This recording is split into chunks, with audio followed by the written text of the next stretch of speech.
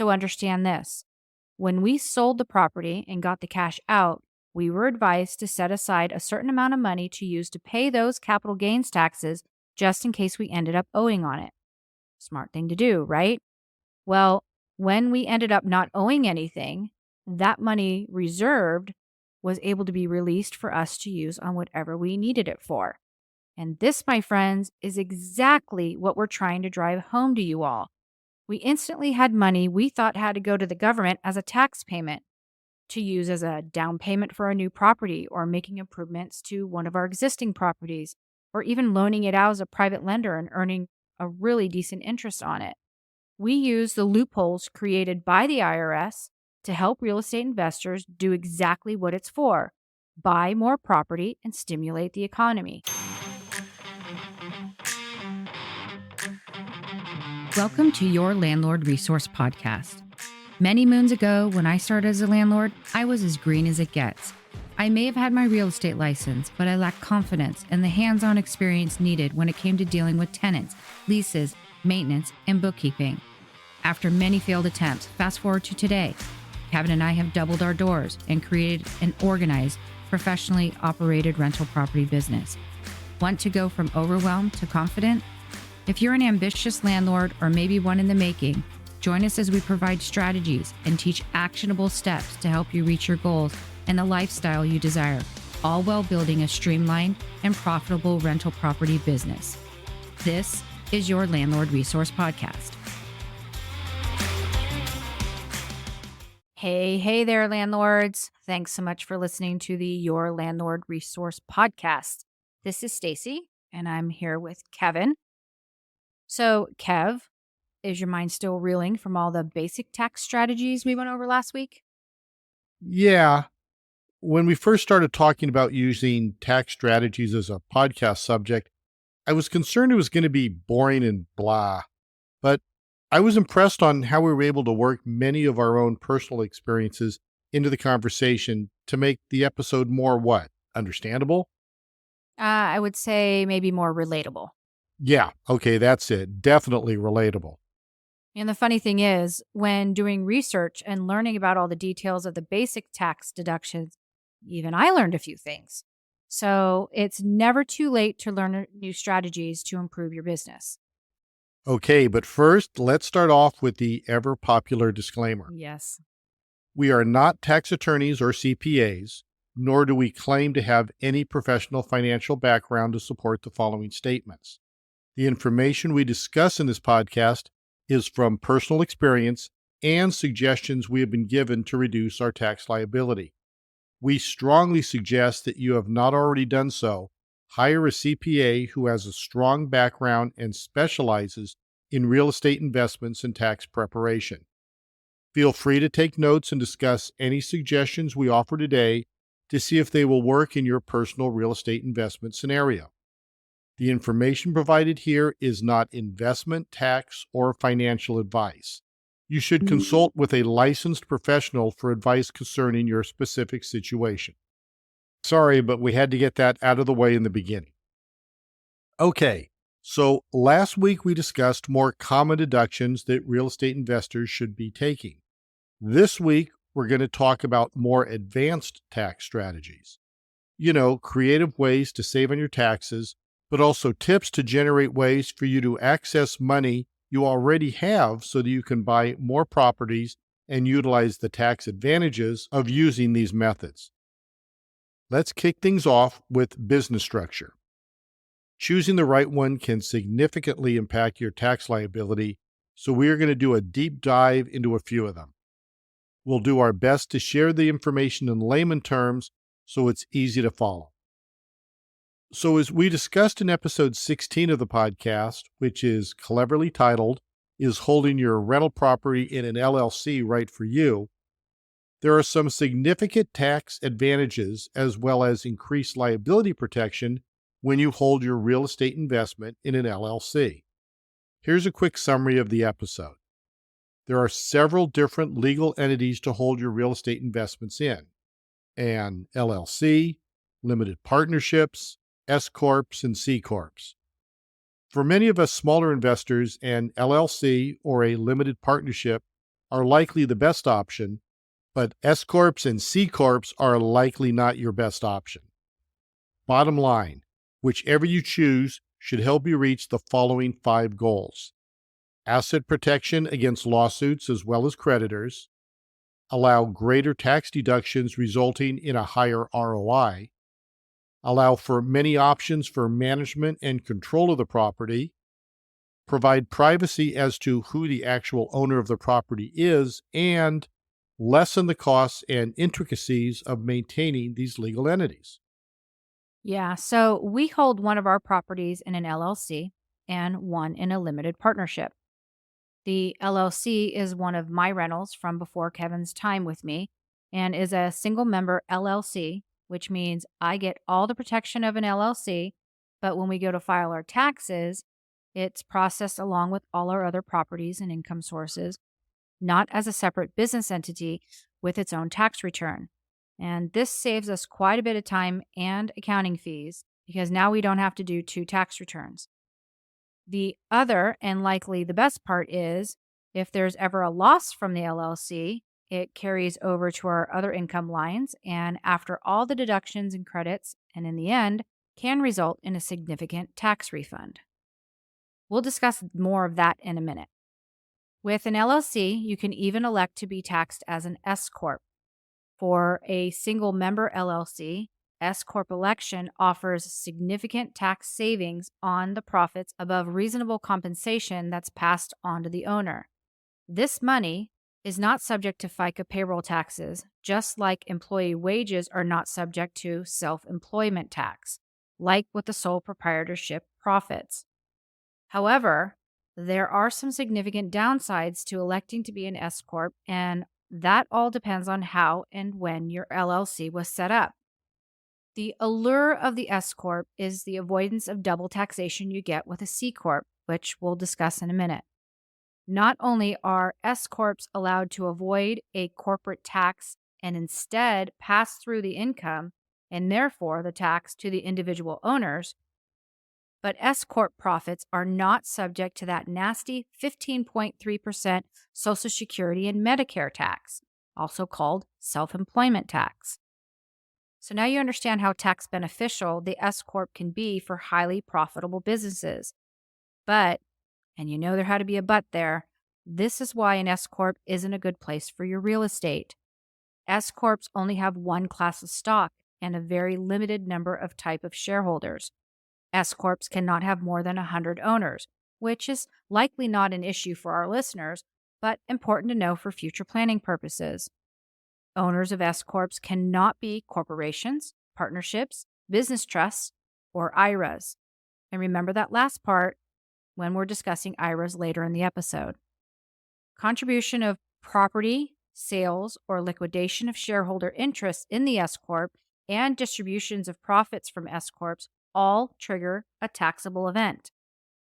Contributions of appreciated property into an S Corp are subject to tax when the shareholder owns less than 80% of the corporation's majority vote and value after the transfer occurs. When S Corps distribute profits to shareholders and when shareholders sell their stock, taxable events will also occur. Depending on the level of involvement in the entity, certain shareholders may not qualify to deduct S Corp losses from their income sources. The entire point of an S Corp is to generate significant profits so that your S Corp profits can avoid that self-employment tax. But the first few years might be slow going and you might show a loss in the business. The IRS states that taxpayers who do not materially participate in an income generating activity regularly and continuously may not use the losses from those passive activities to reduce non passive income earned from wages, interest, dividends, and capital gains. So, if you don't participate in the managing of your property, collecting rent, paying for bills, keeping the books, if you have a management company doing that for you, or if you're working on other areas of the business, you cannot reduce your income by the loss of the rental.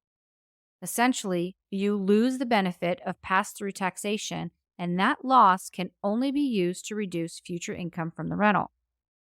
The last blow is that S Corp assets do not receive a step up in tax basis upon the death of a shareholder. And a step up means that the asset is reassigned a value based on the fair market value at the time of the death. This treatment helps reduce or even eliminate any capital gains taxes owed by the new owners in the future. The issue with real estate is that the step up does not apply to any of the S Corp assets. And this is a huge negative of having S Corps hold your real estate, especially if you're planning on holding rentals long term and eventually pass them down to your heirs. Partnerships or LLCs can have this advantage by filing one form with the IRS, electing to step up their assets to the fair market value, and they are able to take advantage of the step up in basis treatment. Here's an example of how impactful that can be. Let's say you purchase a property for $250,000 and when you pass away, it's worth $500,000. If the property is held in an LLC or partnership, the beneficiaries receive the asset at a cost basis of $500,000, the new stepped up fair market value.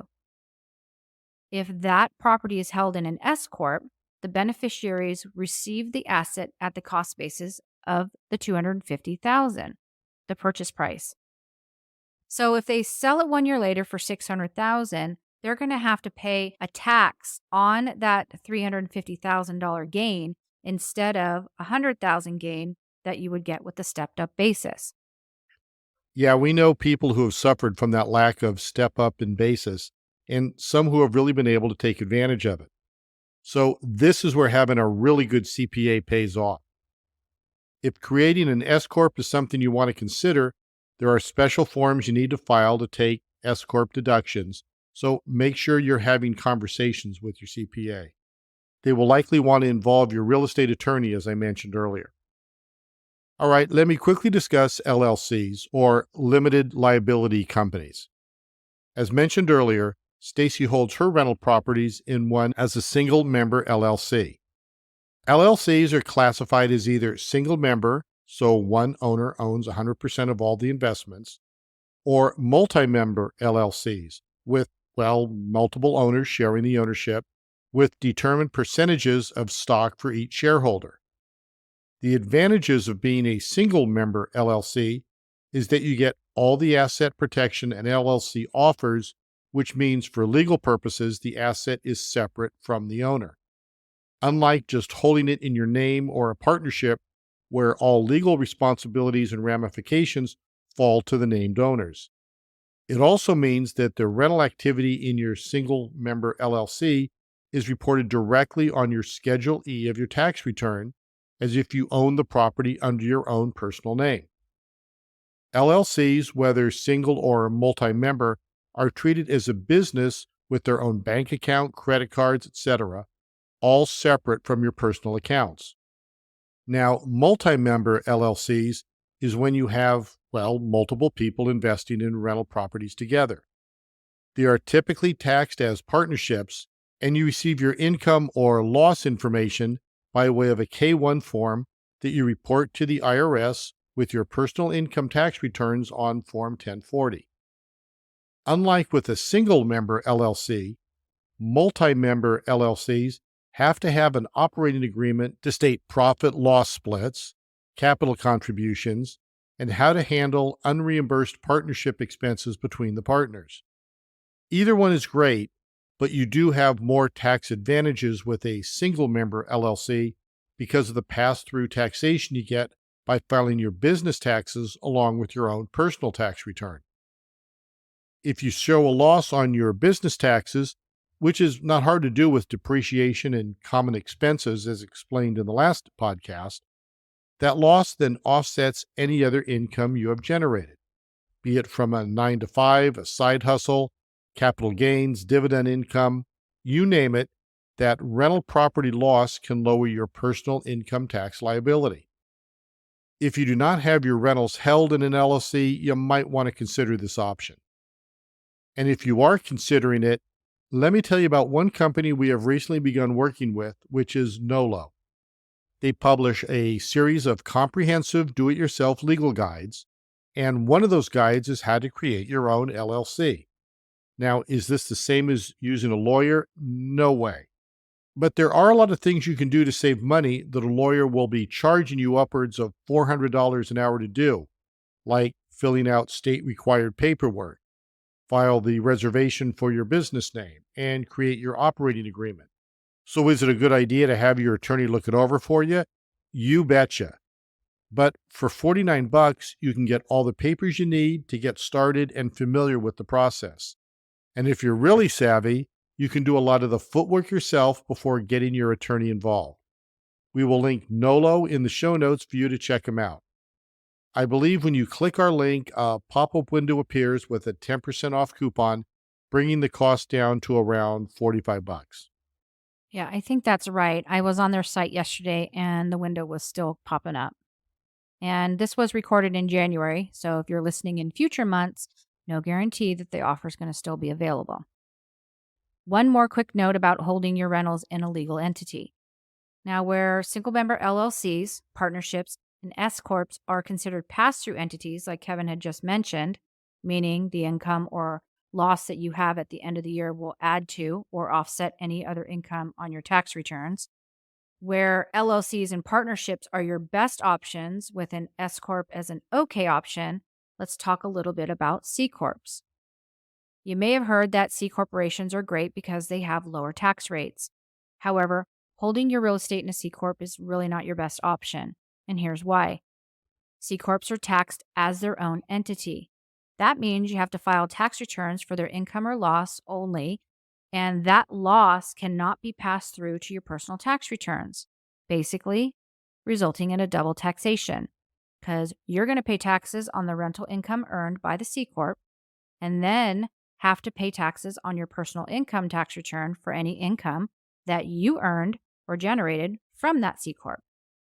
Any losses generated by your C Corp will have to be carried forward to the next year and all the years following until it's used up.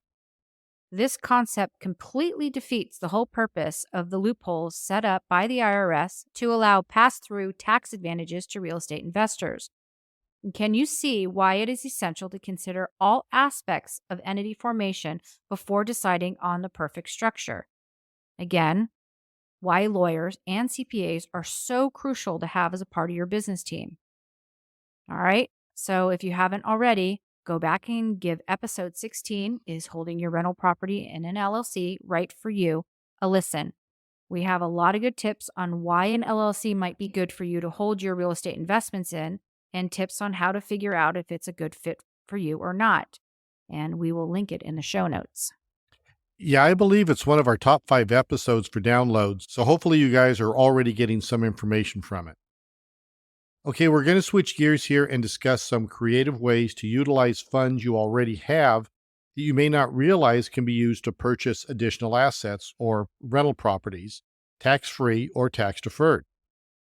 Let's start with an easy one, and that is using equity you already have in your rental property by way of a HELOC. Real estate investors may use a HELOC for a variety of uses, including updating or rehabbing an existing rental property, or using the funds for a down payment on another rental. The interest you pay on that loan is tax deductible, just as if you took out a loan. But a HELOC is different in such that it is a line of credit that can be drawn on and then repaid, and then drawn on again for another property until the draw period comes to an end, which is usually around 10 years. So we have a rental property with about $500,000 in equity in it. We have some improvements that we need to make, like a couple of bathrooms that are ready to be remodeled.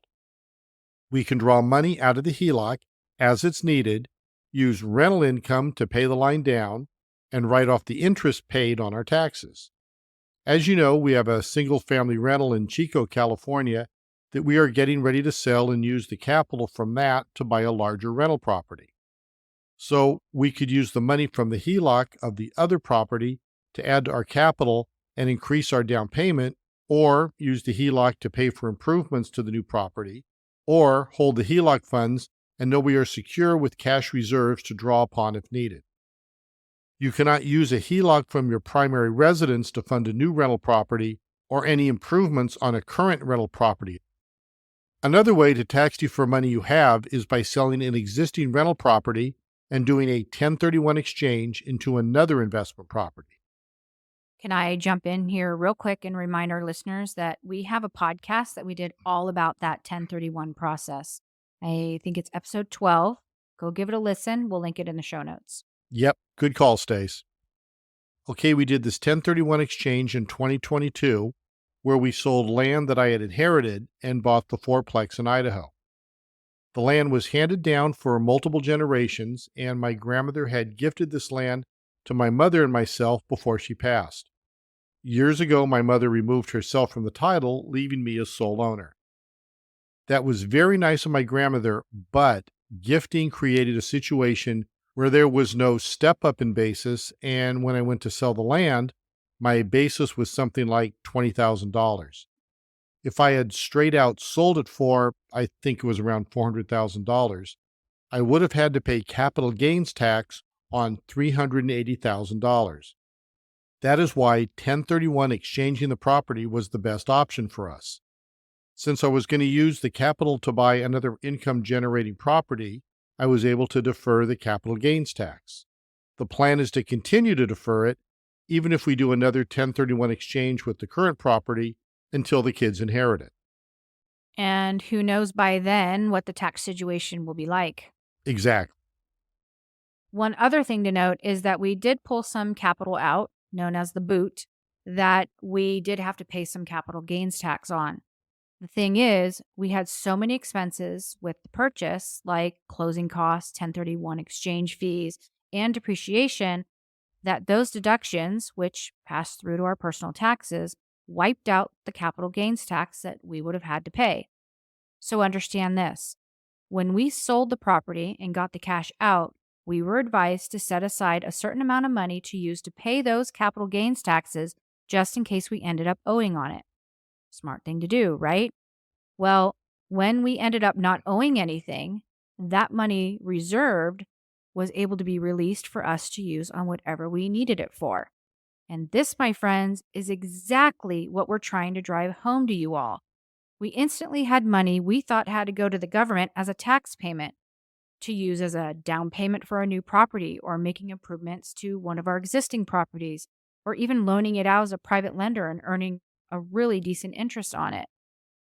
We use the loopholes created by the IRS to help real estate investors do exactly what it's for: buy more property and stimulate the economy.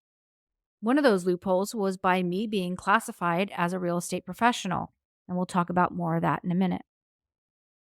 Let me tell you, that day we got the call from our CPA, we were shocked and very, very excited.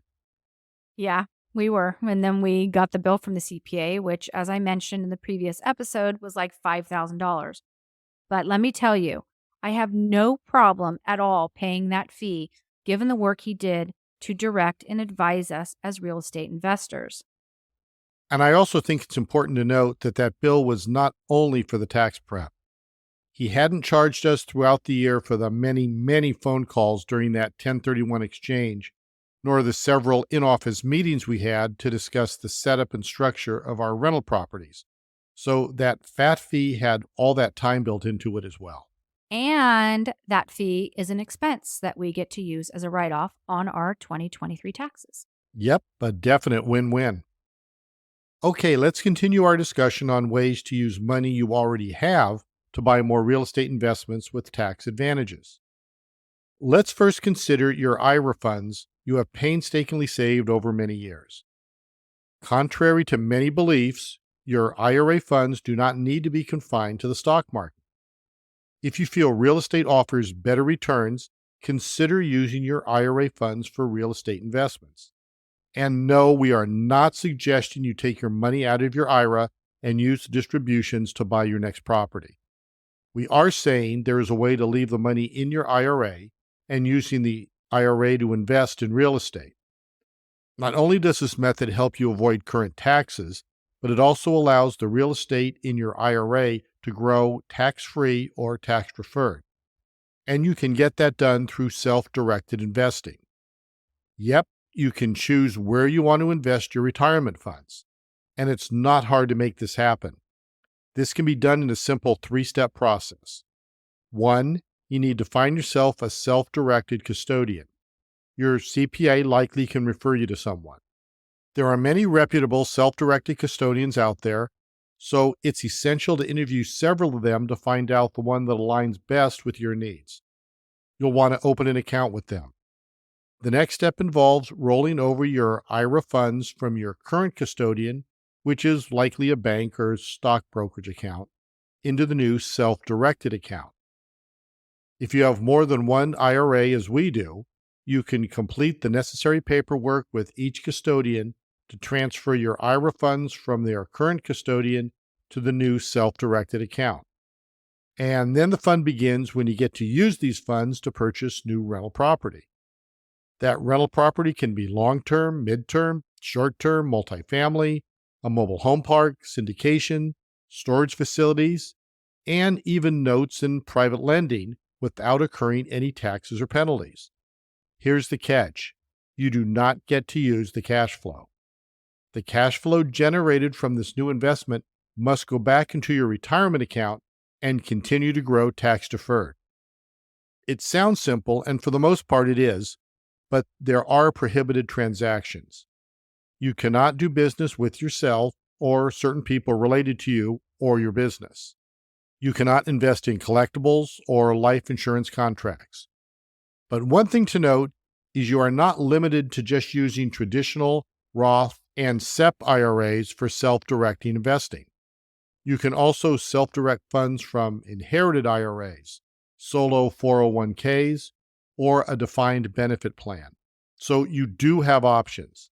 And to reiterate, please, please, please exercise due diligence and get professional advice when doing this. I have to say, I really didn't know much about self directing retirement funds until we started researching it. I had heard about it and dismissed it, thinking it was really involved, but it's not. And the only thing that's hard to swallow is you can't use cash flow from the rental, which makes perfect sense. But I want to look into, and people can also do this too. If you are past that 59 and a half, I'm wondering if you can start to take that out as a tax free, the cash flow tax free. So that's something that we should look into. That's true. Yeah, and agreeing with you just said, it makes sense for people who are building their retirement nest egg. But at some point, you're going to have to sell the property to continue to live off those funds, right? Which is why it would make sense to use a Roth IRA and not a traditional one. Otherwise, you're going to pay ordinary income on the cash generated from that sale, and it doesn't seem to make sense to get all the retirement funds at one time. When they're held in a stock account, you can draw only what you need and limit the taxes that you have to pay. But regardless, if you're interested in using your retirement funds to buy additional rental properties, there is a way to do so, and that is a really cool way to grow your IRA account. All right, I'm going to switch gears here and talk about the tax advantages of being a real estate professional and when it is good to have this distinction. And I'm not talking about being a real estate agent, even though there are financial benefits to that by way of earning commissions on all your purchases. I am a realtor, and so is Kevin. I am talking about the IRS classification of being considered a real estate professional. The Internal Revenue Code 469 states that passive losses can only offset passive income, not non passive income like you get from a W 2, business income, gains on stocks, etc. So if you have a rental that you own in your own name, not a single member LLC, and after all the expenses and depreciation have been processed, you show a loss, that loss cannot reduce your W 2 income to lower your tax liability. Non passive losses can only offset non passive income. Now, I bet you're wondering what my point is. Rental income is passive by default unless you qualify as a real estate professional. So, by becoming a real estate professional, it overcomes the assumption that all your rental income is from passive activity and allows you to qualify it as a non passive income. Let's say your what normally would be passive rental income generates a $10,000 loss, and you have $15,000 in non real estate, also known as non passive income from your W 2. If you qualify as a real estate professional, that normally passive loss flips to a non passive because you are actively participating in your rental property business. And you can use that loss to offset $10,000 of your non real estate income. Sounds nice, right? Here's the deal: qualifying is not for everyone. To qualify, you must spend 750 hours a year or more in real property trades or businesses. You also need to spend more time in this real property trades or businesses than any other activity. If you work full time at a W 2 job or your non real estate business, you cannot qualify. The IRS sees anyone working full time at a non real estate job as working 2,080 hours per year. This means that you would have to work more than 2,081 hours on real estate to qualify. That is over 4,100 hours of working. And given there's only 8,760 hours in a year, that's going to be hard to prove. However, if you are married and a spouse works part-time or even not at all, they can qualify as a real estate professional if they work 750 hours or more per year on your rental property. There are additional qualifications that need to be met as well. You need to meet at least one of the following three criteria of quote-unquote material participation. Of that 750 hours, 500 hours need to be active participation in your rentals. So that's 500 hours active at the rental properties. Or it could be 100 hours and more than anyone else in the rental activities. So if you have a property manager, they need to track their hours and you have to exceed that time. Or the participation is pretty much all the work performed in the rental activities. So if you self-manage and are doing all the repairs, maintenance, turning units, finding your own tenants, inspections, etc., you will qualify for material participation as long as no one else is working with you during the year. Why is it important to have this non-passive income distinction? Your rental losses can then offset the income earned by non-passive activities, like a spouse's W 2 job or other business generated income. Now, there may be limits to the losses, so make sure you're using a CPA to determine if you're good to go. You also must be able to prove you spend a material amount of time at all your properties, otherwise, the ones you cannot prove will remain passive. There are ways to group your rental properties, but it can be technical. Again, we are not CPAs, so please talk to your CPA about the guidelines. Yeah, we cannot stress that enough. Some common mistakes rental property owners make are that they actually forget to participate. They get their real estate license as an agent and work full time at that. Yes, doing real estate activity, but forgetting to materially participate at their own rentals. The commissions they earn are non passive income, even though it is in the real estate market. Same goes with income from flipping homes or wholesaler profits. The other thing they do is count hours that do not count as material participation. So, research, education, reviewing financials that are provided by your property manager, bookkeeping, bill paying, filing tax returns, all those do not qualify as material participation. They are considered investor level hours, which count towards the 750 hours, but not the three different qualifiers for material participation.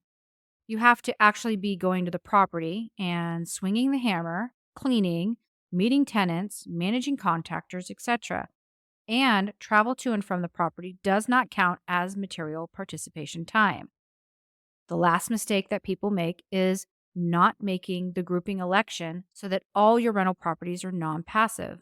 Otherwise, you have to qualify as actively participating in each one of your properties. And that's not hard with one or two, but after you scale and get up to 3 to 5 properties, that's a hard one to obtain.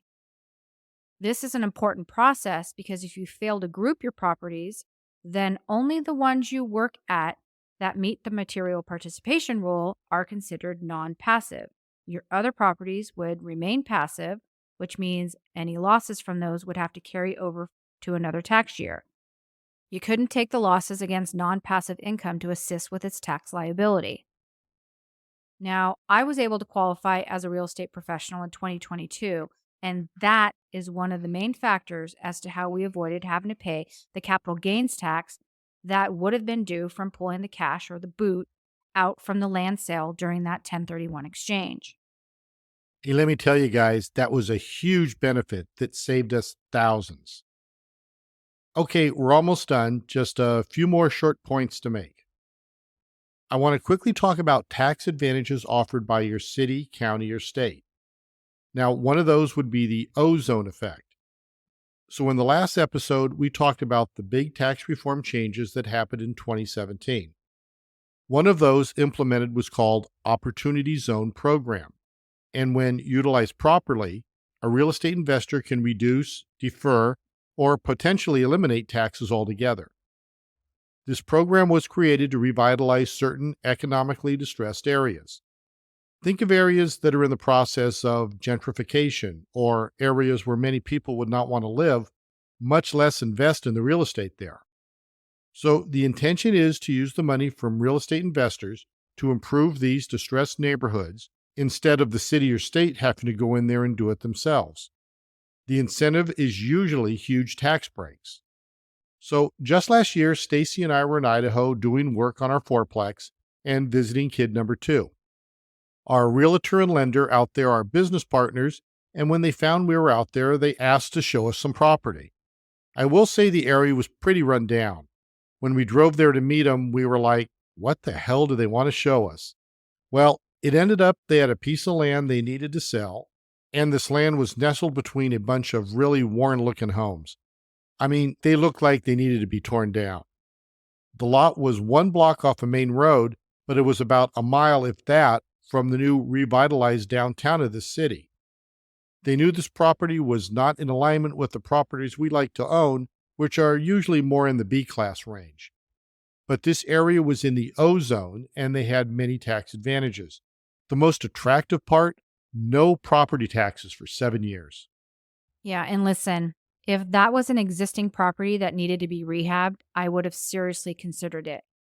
The issue is that we have very little development experience, and building a duplex from the ground up was a little more than I was willing to take on.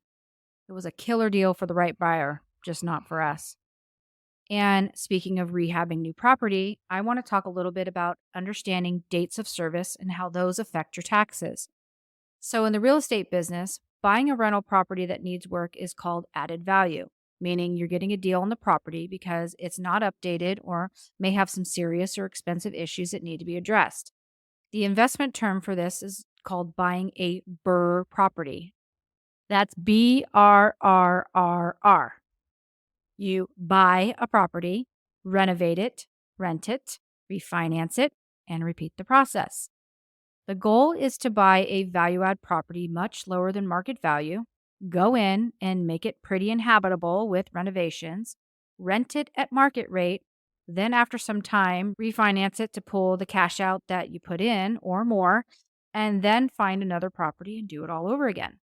And this is a great idea for people who have construction knowledge, a great team to work with, and cash flow to carry them between those projects. I really think this is something kid number 2 would excel at. Yeah, for sure. It's just the cash flow part that's holding them back at this point. But something that newbies to this BRRRR space might not consider is the date, place, and service issue and the potential tax ramifications that come into play. When you first purchase a rental property, it will be considered placed in service on day one if there's an existing tenant in the property. If there's no existing tenant, then the property is assumed to be not yet in service. To place a property in service, you must meet 2 requirements. 1, the property must be ready for use, and 2, the property must be available for use. Generally, your rental is ready for use when the city of your rental property issues a certificate of occupancy. If not pulling permits and the city's not involved, the rental property is considered available for use once it's advertised for rent. Rental property investors will often purchase a property vacant and in need of significant renovations before it's ready to rent. Any renovation costs incurred before you place the property in service must be capitalized and depreciated, which is generally over 5, 7, 15, or 27 and a half years. And here's the important part to know. This is regardless of whether or not they are actual capital improvements or simply even repair and maintenance business expenses. The key point here is that costs that are capitalized and then depreciated are recovered over several years and then are subject to a depreciation recapture, which is a 25% tax when you go to sell that property.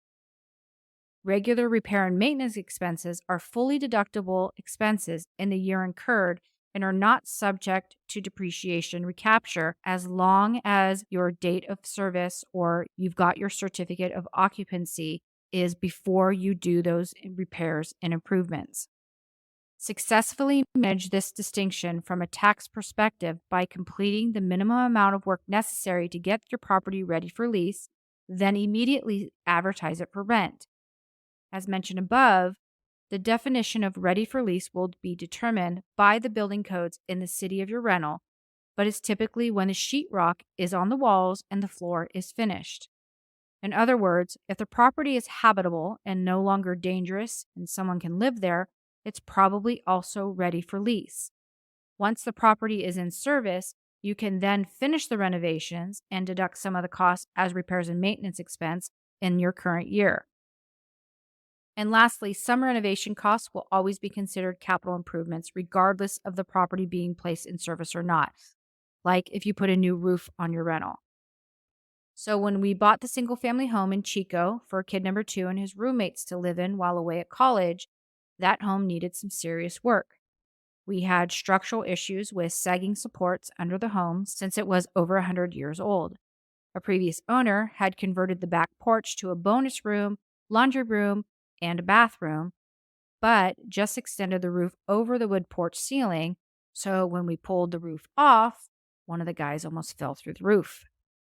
That meant we had to have our contractor pull the whole roof off the back part of the structure and properly brace it with trusses. Well, while they were at it, we decided to add another 4 feet to that bonus room so we can add a closet and make it a proper bedroom.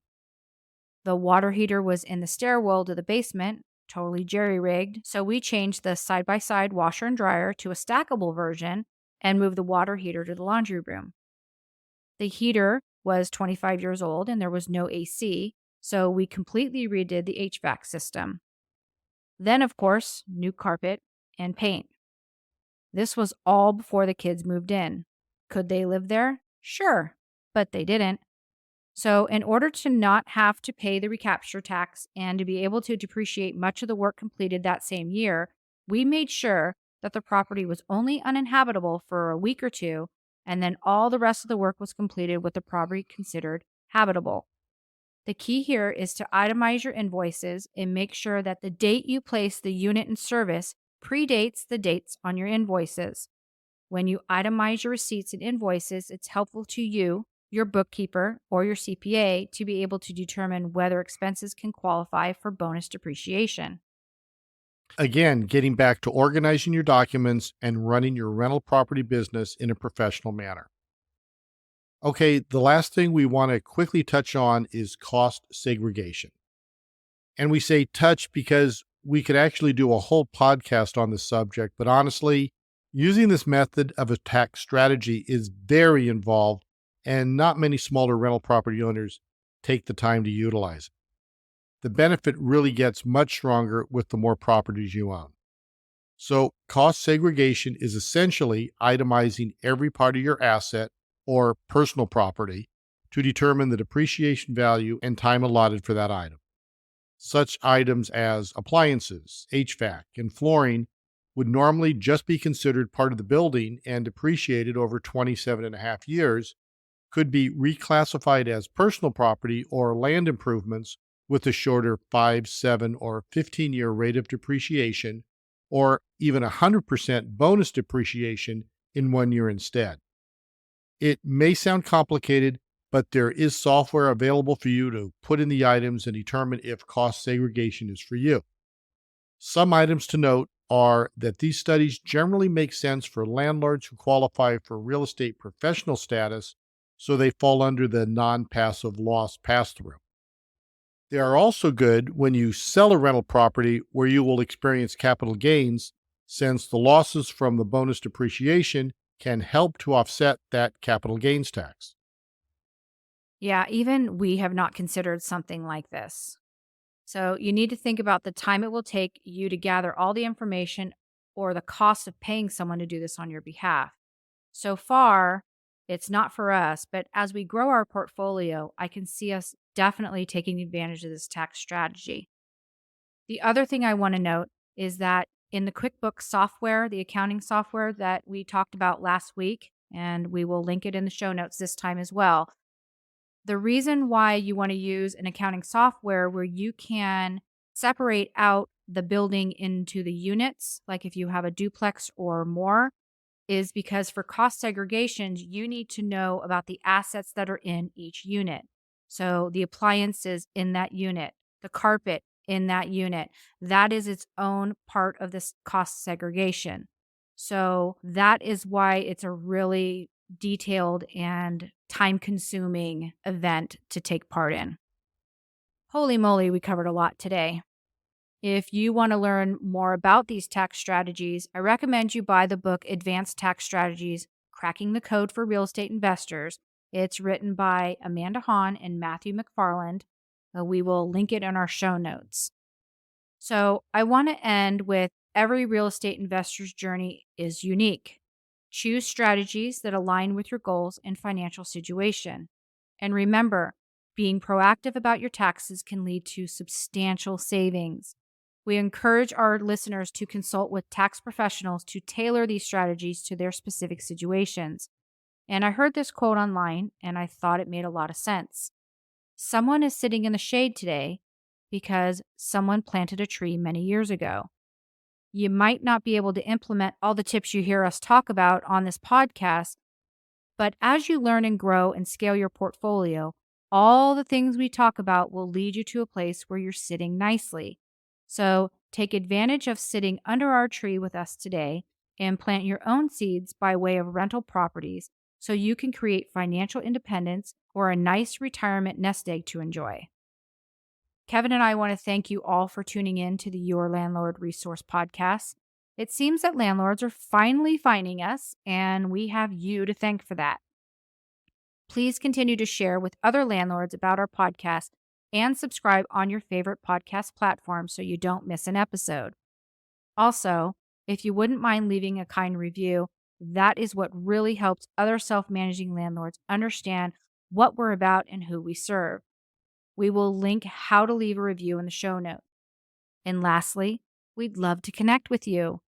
We have a great newsletter with all kinds of tips and articles for rental property owners that you can sign up for, and it's free. We will link it in the show notes along with the links to our Facebook group and social media sites. Thanks again for tuning in and listening to what we have to say. Until next time, you've got this, landlord.